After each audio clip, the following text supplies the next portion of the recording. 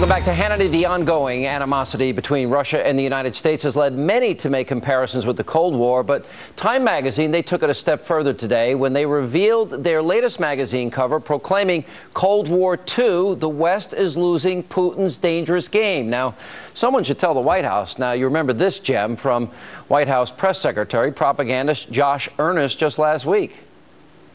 I think that there have been a number of situations in which you've seen this administration intervene in a meaningful way that has substantially furthered American interests and substantially improved the tranquility of the global community. Is he hanging with Snoop Dogg in the bathroom in the White House? Tranquility, rockets in Gaza, commercial planes shot out of the sky. We got violent Islamists now terrorizing Iraq, as we reported earlier tonight. That does not sound like tranquility to me. Here with reaction, the author of Counterfeit Lies, the host of War Stories, Colonel Oliver North is with us. Substantial improved tranquility of the global community, making America substantially safer, a better interest. Yeah. Do you agree with that? No, and I don't think anybody at Time magazine does either. In fact, the political left in America realizes now what Vladimir Putin has known all along. Putin, by the way, knows what he wants to do, knows what he needs to do to get it. He wants to have hegemony over Eastern Europe all the way to the Pacific, and he's convinced Obama not to build the ABM system in Poland and the Czech Republic. He's reclaimed part of Georgia. He's annexed Crimea. He's planning on putting east, if not all of Ukraine, in Russia's orbit. He's succeeded in keeping al-Assad in power in Damascus. He's kept the Russian naval base in Tartus.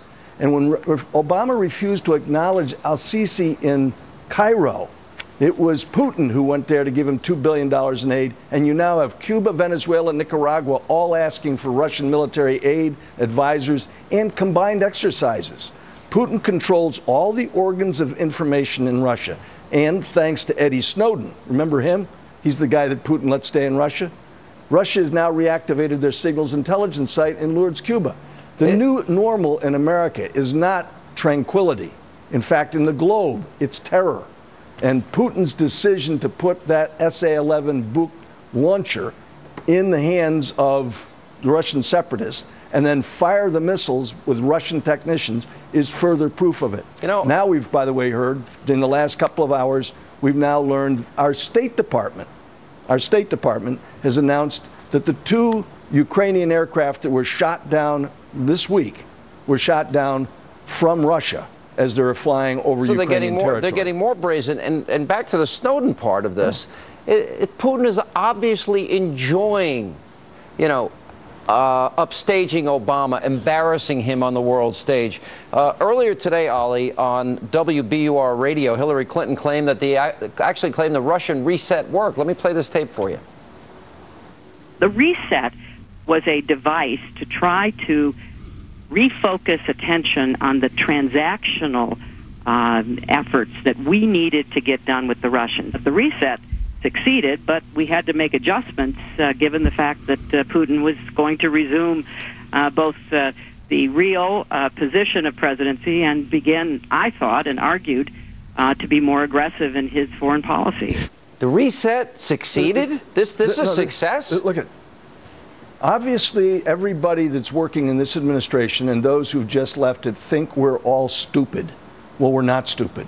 And the polling shows that. The American people realize what's happening right now with Russia, in the Middle East, in our own hemisphere, on our southern border. Hell, even the Canadians are upset with us because of the XL pipeline. Think about this, Sean. Every other president has made relationships with other foreign leaders that matter. Think with FDR and Truman and Churchill. Think JFK and Konrad Adenauer. Think Ronald Reagan and Thatcher. All of those relationships made a difference. Can you think of a single one where we got a better relationship with a foreign leader today than we had 5.5 years ago? No, I can't. I can't. And we got 2 more years plus to deal with this. The reality of it is we need to hope and pray we can hang on long enough to elect a real commander-in-chief, because we're really going to need it. Let me ask you about Israel in this sense. I view this administration as the most anti-Israeli administration in history. Now, the Prime Minister can't say it. The ambassadors can't say it. They're not going to say it. I talk to a lot of people on the ground. You have a lot of friends there. I have a lot of friends there. I think we ought to be standing side by side with them and not trying to pressure them behind their back to retreat and withdraw. I think they ought to take out Hamas once and for all and make Israel a safe country again, where rockets can't be even fired into. What are the Israelis to do lacking America's support here? Sean, since 1948, May of 1948, that's when Harry the UN Truman became the first person to recognize the state of Israel as the Jewish state. Since then, no American president of any party has ever given the leadership of Israel any reason to doubt our resolve to back them until now. We ought to be very concerned about what happens in this contest today. What we're seeing, by the way, 4 times Israel has agreed to a ceasefire. 4 times Hamas has rejected the ceasefire. We now have Turkey's Prime Minister Erdogan, a member of the Muslim Brotherhood, claiming that Israel has been performing genocide every day. The Ayatollahs in Tehran, Erdogan's Muslim Brotherhood government in Turkey, and the Al Thani dynasty in Qatar are the real friends of Hamas terrorists. John Kerry, when he went to Cairo to broker what he called for an immediate ceasefire, was actually searched by by Egyptian security services, the first time that's ever happened to a head of state. I talked to one of them after it all happened. He said, it's a matter of trust. No one trusts us. Our enemies don't respect us. They certainly don't. Obviously, Putin has shown that repeatedly. China's doing it right now. We're seeing it in North Korea. We're seeing it with Iran. We're now looking at America that has no real friends around the world, and we need allies. We cannot go it alone. When al-Sisi, no friend of the Muslim Brotherhood, tells the Secretary of State things he doesn't know about, by the way, al-Sisi, brokered the first ceasefire, and Hamas turned it down. No one in the United States government in this administration seems to care. And we're losing this fight because of the lack of America's leadership, not just in 1 or 2 places, but around the world. And here's the really sad fact. In Russia, Vladimir Putin governs a dying country.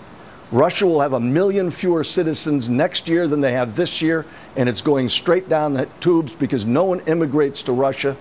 Russia is losing its population, and eventually the Chinese are going to own it because they can buy it. And the Chinese have the same territorial ambitions as the Russians, and more interestingly, that's why they've been supporting Putin in Crimea and Ukraine. Ali, good to see you. Thank you.